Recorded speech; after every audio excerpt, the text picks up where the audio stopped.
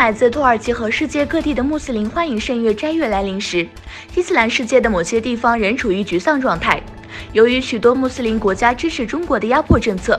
多年来东突厥斯坦的穆斯林不得不秘密地在斋月中斋戒，因为他们害怕受到中国的严重惩罚。更糟糕的是，被拘留在东突厥斯坦集中营的数百万维吾尔人和其他穆斯林人不仅不允许斋戒，而且还被迫吃猪肉和喝酒。然而，穆斯林被禁止吃猪肉和喝酒，他们一天24小时，每周7天都在中国的严厉监控下生活。特朗普总统宣布将中国2000亿美元的商品关税提升至25%。美国总统特朗普星期天通过推特说，从下个星期五开始，美国对中国2000亿美元的商品关税将从目前的10%增加到25%。他抱怨眼下跟中国的贸易协议谈判仍然在进行，但进展太迟缓。中国出口到美国的另外3250亿美元商品还没有被征税，但将很快开征，税率为25%。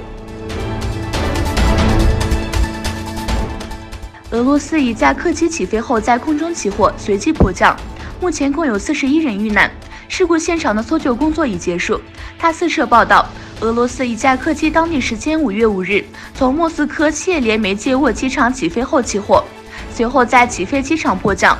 俄罗斯侦察委员会消息称，此次飞机起火事故中共有41人遇难，事故现场的搜救工作已结束。据悉，这架飞机上共有73名乘客和5名机组人员。以色列安全内阁指示军队加强对封锁下的加沙地带的轰炸。以色列军队袭击了加沙地带，造成7人死亡，其中包括1名孕妇。失去生命的巴勒斯坦人数增加到17人。欧盟外交及安全政策高级代表福格林尼发表了一份书面声明，声明称必须立即终止加沙巴勒斯坦武装分子的随机火箭射击。欧盟众审坚决支持以色列的安全，但是该声明没有提到因空袭而丧生和受伤的巴勒斯坦人。在委内瑞拉，自称是国家元首的国民议会议长胡安·瓜伊多呼吁军队和人民上街推翻马杜罗政权，